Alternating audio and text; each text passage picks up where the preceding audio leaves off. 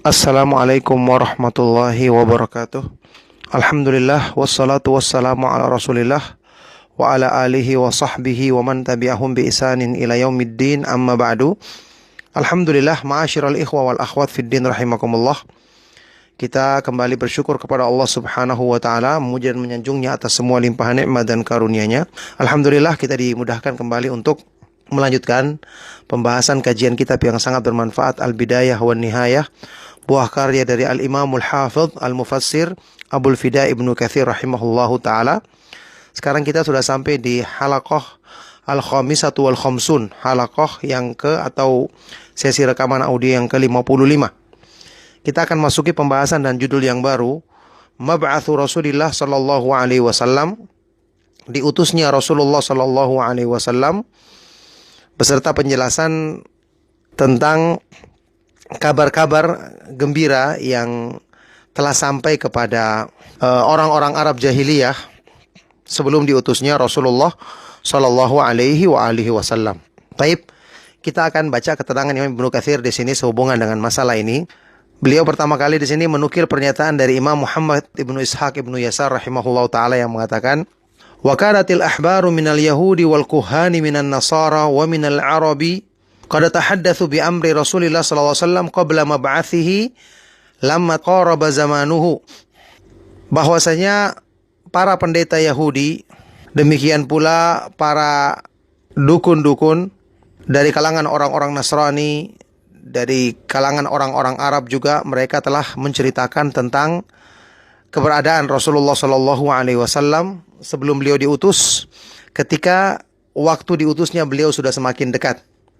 Ammal ahbaru minal yahudi war ruhbani minan nasara famimma wajadu fi kutubihim min sifatihi wa sifati zamanihi wa ma kana min ahdi anbiya'ihim ilaihim fihi. Adapun pendeta-pendeta Yahudi dan pendeta-pendeta dari kalangan Nasrani, mereka menyampaikan kabar ini karena mereka dapati itu di dalam kitab-kitab mereka tentang ciri-ciri atau sifat Rasulullah sallallahu alaihi wasallam dan ciri-ciri zaman beliau diutus, juga dari apa yang disampaikan oleh para nabi, kabar gembira yang disampaikan oleh para nabi-nabi mereka tentang diutusnya Rasulullah sallallahu alaihi wasallam. Ada beberapa ayat Al-Qur'an dibawakan di sini, seperti firman Allah di surat Al-A'raf ayat 157, A'udzubillahi minasyaitonir rajim, alladzina yattabi'una ar-rasulan nabiyyal ummiyyal ladzi yajidunahu maktuban 'indahum fit Taurati wal Injil. Mereka adalah orang-orang yang mengikuti Rasul Nabi yang ummi, yang tidak bisa membaca dan menulis, yang mereka dapati tentang beliau ini tertulis di kalangan mereka di dalam kitab Taurat dan Injil. Kemudian firman Allah Subhanahu wa taala di surat As-Saff, wa idh qala Isa ibn Maryam ya bani Israila inni Rasulullah ilaikum musaddiqan lima baina yadayya minat Taurati mubasysyiran bi rasulin ya'ti min ba'di ismuhu Ahmad. Dan ketika Nabi Isa ibnu Maryam berkata, wahai Bani Israel, sesungguhnya aku adalah seorang Rasul yang diutus kepada kalian untuk membenarkan kitab-kitab yang ada sebelumku, yaitu Taurat, dan memberi kabar gembira dengan seorang Rasul yang datang setelahku, namanya adalah Ahmad, yakni Nabi Muhammad sallallahu alaihi wasallam. Kemudian dalam hadis yang sahih riwayat Imam Al-Bukhari dari sahabat yang mulia Abdullah bin Abbas radhiyallahu taala anhuma, dia berkata, ma ba'atsallahu nabiyyan illa akhadha alaihi al-mitsaq la in bu'itsa Muhammadun wa huwa hayyun la yu'minanna bihi wa la yansurannah wa amarahu an ya'khudha ala ummatihi al-mitsaqa la in bu'itsa Muhammadun wa hum ahya'un la yu'minunna bihi wa la yansurunnahu wa la yattabi'unnahu. Kata Ibnu Abbas radhiyallahu taala anhuma, tidaklah Allah Subhanahu wa taala mengutus seorang nabi pun kecuali Allah mengambil perjanjian darinya bahwa jika Nabi Muhammad sallallahu alaihi wasallam diutus sedangkan nabi itu masih hidup, sungguh-sungguh nabi itu harus mengimaninya dan menolongnya, membelanya. Dan Allah memerintahkan kepada nabi itu, kepada setiap nabi, untuk mengambil perjanjian, ikatan dari umatnya, bahwa kalau diutus Nabi Muhammad sallallahu alaihi wasallam dan mereka umatnya ini masih hidup, maka sungguh mereka harus mengimaninya, menolongnya dan mengikutinya. Ini hadis dalam Sahih Bukhari. Kata Ibnu Katsir rahimahullah taala, "Yu'lamu min hadza anna jami'al anbiya'i busyiru wa umiru bittibaihi." Maka dari sini diketahui bahwa semua para nabi alaihi wassalatu wassalam memberikan basyaru wa umiru bittibaihi. Mereka semua memberikan kabar gembira tentang diutusnya Nabi Muhammad sallallahu alaihi wasallam dan mereka diperintahkan untuk mengikuti petunjuk beliau. Nah, oleh karena itulah di sini ya dibawakan kembali sebuah hadis yang pernah kita bacakan sebelumnya dari Abu Umamah radhiyallahu taala anhu, ketika beliau bertanya kepada Rasulullah sallallahu alaihi wasallam, "Ya Rasulullah, ma kana bad'u amrika?" Ya Rasulullah, bagaimana permulaan engkau ini diutus, ya? Maka Rasulullah sallallahu alaihi wasallam bersabda, "Da'watu Abi Ibrahim wa busyra Isa. Wa ra'at ummi annahu yakhruju minha nurun adha'at lahu qusurus Syam." Ini adalah doa ayahku Nabi Ibrahim alaihissalatu wassalam, dan aku adalah kabar gembira yang disampaikan oleh Nabi Isa alaihissalam. Dan ibuku melihat ketika melahirkanku, melihat cahaya yang keluar darinya yang menerangi istana-istana di Syam, ya, istana-istana Romawi dan Persia. Nah, ini juga menunjukkan, ya, kata Ibnu Katsir rahimahullah taala, yadullu hadza ala anna min bainihim minal anbiya'i basyaru bihi aidan. Ini menunjukkan bahwasanya nabi-nabi juga memberikan kabar gembira tentang diutusnya Nabi Muhammad sallallahu alaihi wasallam. Kemudian juga diterangkan di sini bahwa kabar gembira tentang diutusnya Nabi sallallahu alaihi wasallam, ya, bahkan juga sampai kepada para dukun. Para dukun yang selalu didatangi oleh para jin dan para syaitan juga mendengarkan kabar ini, ya. Diterangkan Ibnu Katsir di sini rahimahullah taala, "Wa ammal kuhanu minal arabi fa'atathum bihi syayatinu minal jinni mimma yastariku minas sam'i."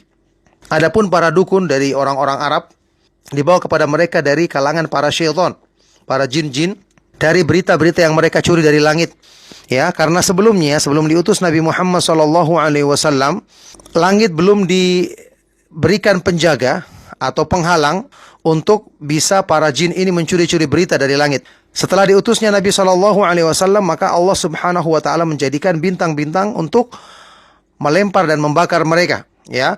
Oleh karena itu, mereka mendapatkan berita dari sini sebagaimana yang disebutkan di dalam firman Allah Subhanahu wa taala di surah Al-Jin, ya, "Wa anna kunna naq'udu minha maq'ida lis-sam' faman yastami'il ana yajid lahu shihabar rasada."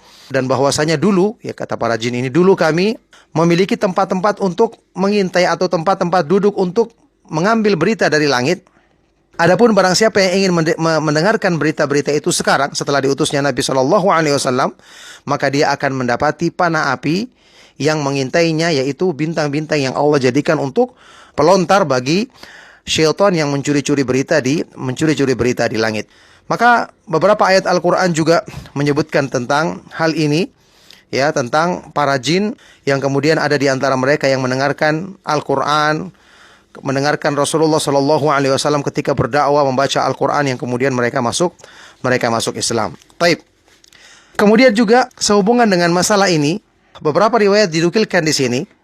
Setelah itu juga berita tentang kedatangan Nabi Shallallahu Alaihi Wasallam dari kalangan orang-orang Yahudi.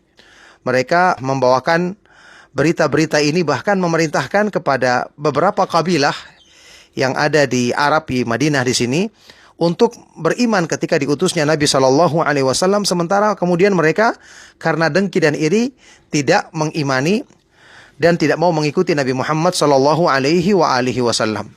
Di antara dibawakan di sini riwayat dari Imam Muhammad ibnu Ishaq ibnu Yasar ketika dia menyebutkan tentang kisah masuk Islamnya sampai kepada Asim ibnu Umar ibnu Qatadah, dari salah seorang dari kaumnya yang menceritakan bagaimana mereka masuk Islam, bahwa anna kunna nasma'u min rajulin min Yahud. Kami mendengarkan berita dari seorang dari Yahudi yang sebelumnya kami adalah orang-orang yang menyembah berhala, ya. Ketika itu ahlul kitab, orang-orang Yahudi ini punya ilmu yang kami tidak miliki, yang kemudian ya terjadi perselisihan, bahkan peperangan antara kami dengan mereka.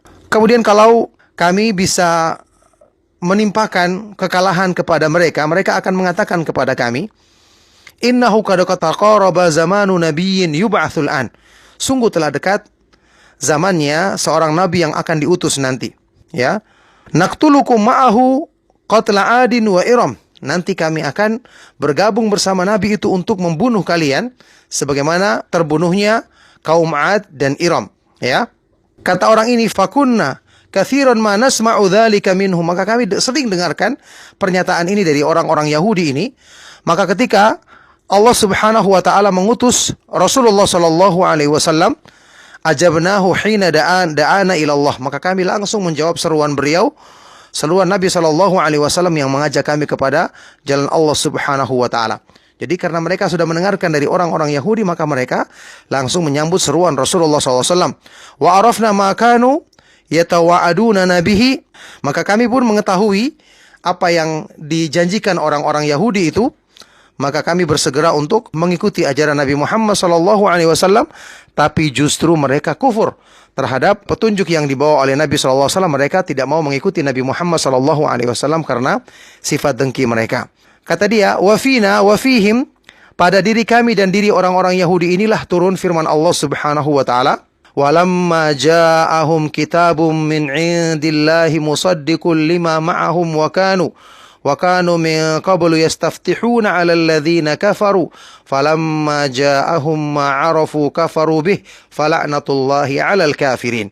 Dan ketika datang kepada mereka kitab dari sisi Allah yang membenarkan kitab yang ada pada mereka, padahal sebelumnya mereka meminta pertolongan Allah untuk memerangi orang-orang kafir. Ketika datang kepada mereka nabi yang mereka kenal, justru mereka kufur. Maka laknat Allah Subhanahu wa taala bagi orang-orang kafir tersebut. Jadi ini kisah yang menunjukkan bahwa orang-orang Yahudi telah memberitakan, mengenal dan memberitakan keberadaan Nabi Shallallahu Alaihi Wasallam. Tapi ketika mereka melihat Nabi Shallallahu Alaihi Wasallam bukan dari kalangan Bani Israel yang mereka inginkan, akhirnya mereka dengan sifat iri dan dengki kemudian justru tidak mau beriman, padahal mereka sudah memberitakannya dan sesuai dengan apa yang mereka baca di kitab mereka sendiri.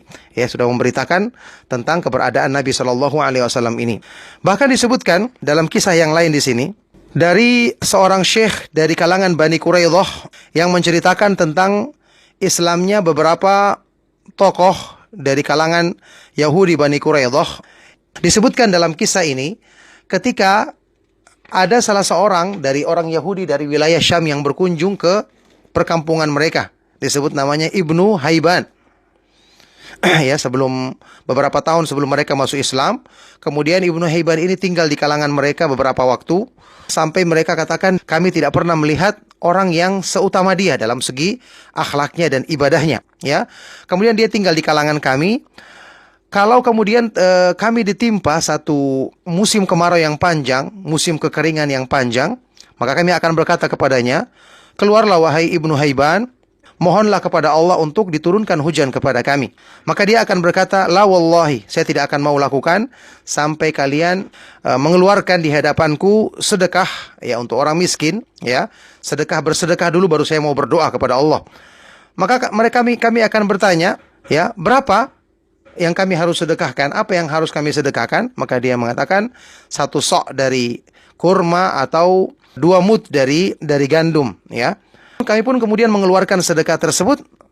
Lalu kemudian dia keluar menuju ke tempat ladang-ladang kami dan memohon kepada Allah Subhanahu wa taala meminta hujan. Maka sungguh demi Allah, ya, belum beliau beranjak dari tempatnya sampai kami melihat awan bergerak, kemudian tercurahlah hujan dari langit dengan izin Allah Subhanahu wa taala. Ini beliau dilakukan oleh orang ini lebih dari sekali, lebih dari 2 kali dan lebih dari 3 kali. Ya, ini banyak, sering terjadinya seperti ini. Kemudian setelah Ibnu Haiban ini menjelang kematiannya, ya, maka dia pun berkata kepada kami, wahai orang-orang Yahudi, menurut pandangan kalian apakah yang mengeluarkan aku dari negeri Syam yang penuh dengan makanan, penuh dengan yang subur dan seterusnya, aku datang ke negeri kalian yang kering dan penuh dengan kelaparan ini?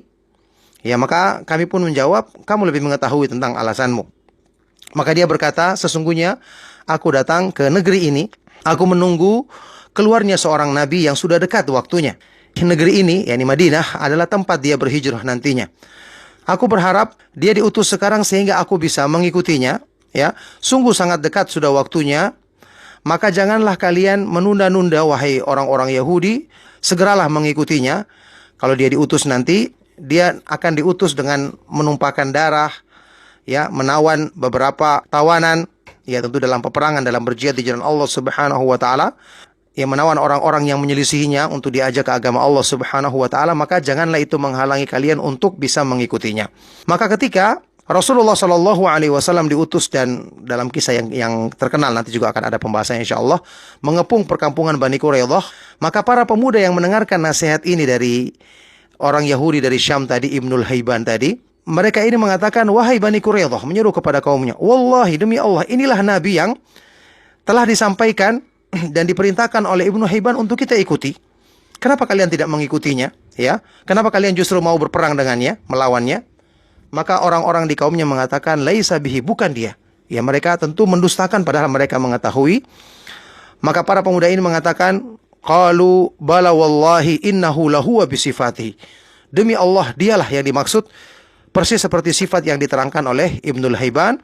Kemudian mereka pun keluar dan masuk Islam, ya, yang dengan itu mereka menjaga darah mereka, harta mereka dan keluarga mereka, dan kemudian mereka masuk Islam dan berislam dengan baik. Barakallahu fikum, inilah beberapa kisah yang dibawakan oleh Imam Ibnu Katsir sebagai wujud tentang adanya berita sebelum diutusnya Nabi Shallallahu Alaihi Wasallam di kalangan semua golongan manusia, baik itu orang Yahudi, orang Nasrani, bahkan para dukun. Bahkan nanti dibawakan juga di sini beberapa ucapan-ucapan dari jin, ya, ucapan-ucapan dari kalangan para jin, sehingga para dukun mengetahui berita-berita ini tentang diutusnya Nabi Shallallahu Alaihi Wasallam dari para syaitan dan jin tersebut. Dibawakan secara khusus di sini bab tersendiri, ya, ucapan atau bisikan-bisikan para jin. Saya tidak baca karena meringkas waktu. Mudah-mudahan apa yang saya sampaikan di kesempatan kali ini bermanfaat dan menjadi sebab kebaikan bagi kita semua. Sallallahu wasallam wa barak ala nabiyina Muhammad wa ala alihi wa sahbihi wa man tabi'ahum bi ihsan ila yaumiddin. Walhamdulillahi rabbil alamin. Subhanakallahumma wa bihamdika asyhadu an la ilaha illa anta astaghfiruka wa atubu ilaik. Wassalamualaikum warahmatullahi wabarakatuh.